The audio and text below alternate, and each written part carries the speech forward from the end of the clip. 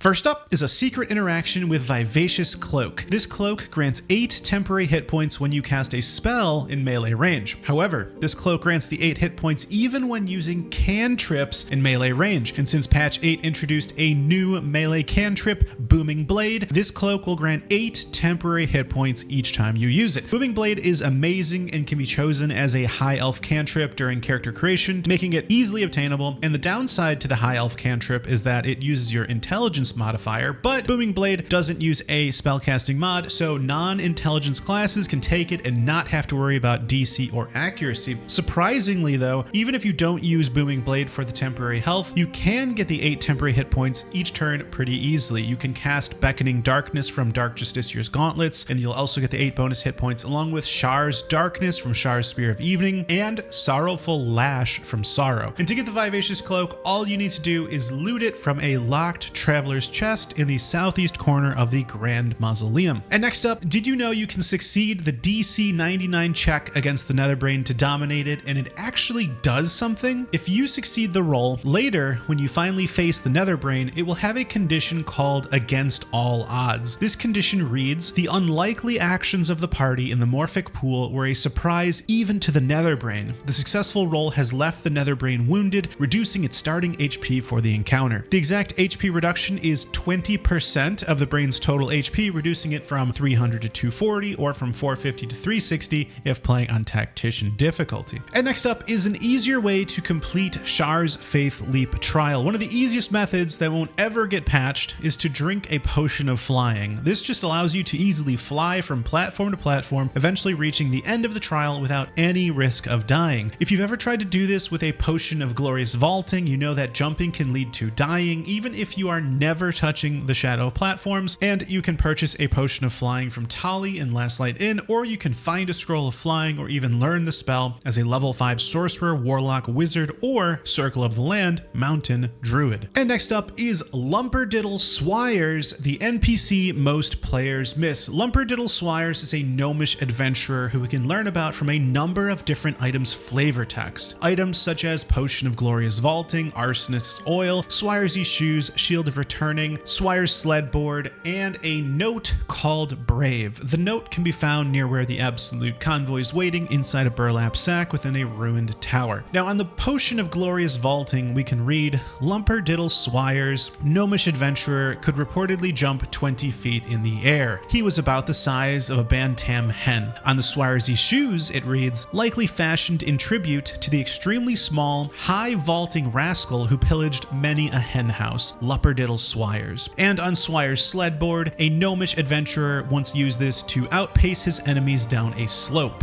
And on the Arsonist's Oil, it was then that Swires tossed the oil, it splattered the Cambion, and all at once its skin of brilliant carmine dulled to dark, a red like cheap wine, and the fiend vented this sound of anguish I almost pitied, for its very affinity for fire was now undone. And last, written upon the note titled Brave, it reads, Dear Mum, you forgot me and that's not nice. The last time I forgot to tie my shoes good and tight, you gave me a clout in the ear, so I hope someone does that to you. But if you can you come back please? Or if you meet Mr. Lupperdiddle Swires, send him, because he's famous and quite good at helping people. And I need help, Mum. I feel funny here in the dark. The dark goes movie. It hurts. My head feels like porridge. It hurts. Help me, Mr. Swee. Mum, oh mum, sorry I wasn't brave. The last item Lupperdiddle Swires is mentioned on is the Shield of Returning. The shield itself was removed from the game, but can still be accessed through the game files, and the shield reads, when asked how he felt about weapons that return when thrown, famous adventurer Lupperdiddle Swires responded, not for me, they remind me too much of someone I used to know. And Lupperdiddle Swires is likely a reference to Swires, the gnome in the Discworld fantasy book series, which is set on a flat world which travels on the back of an enormous turtle.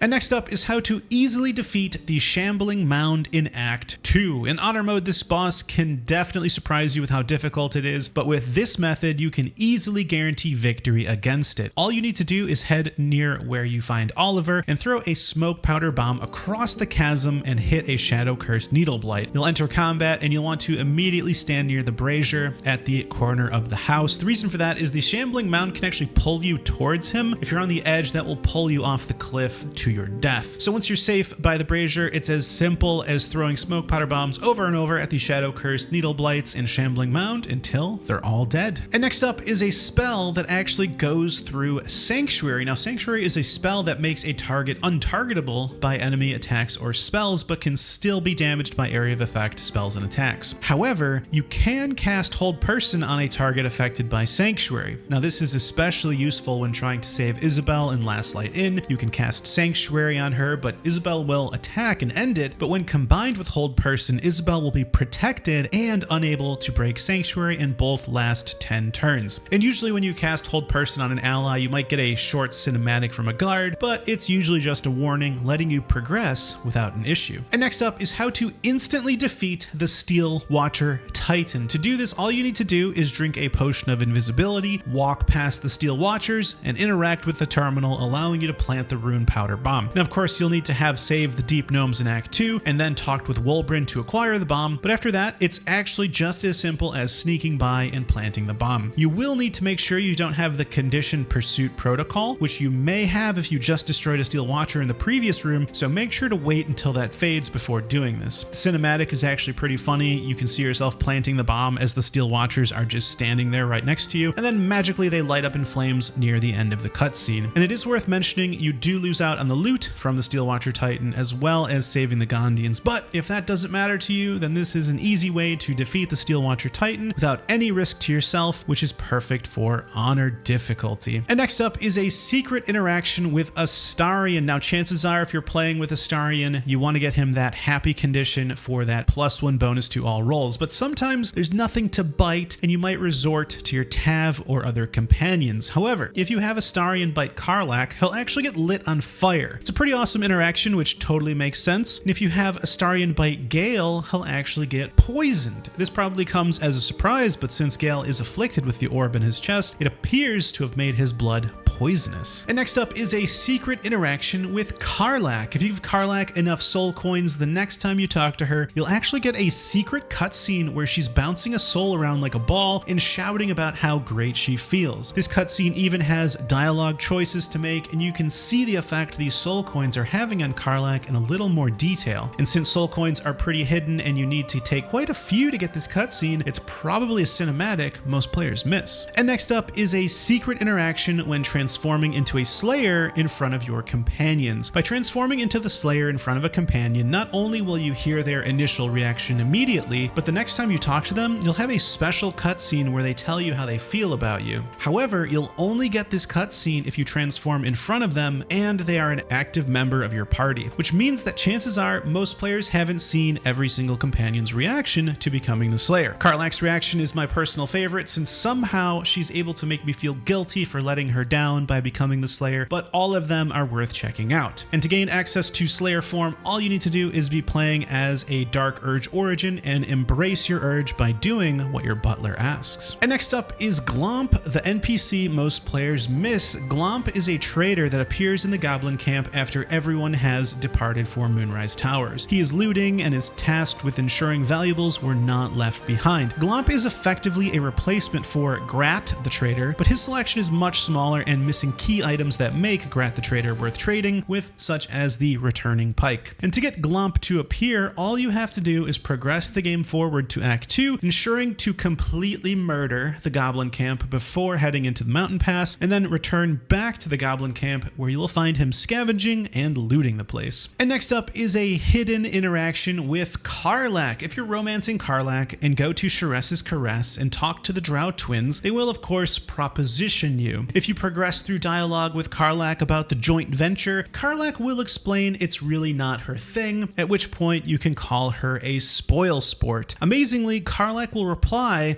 calling you a degenerate.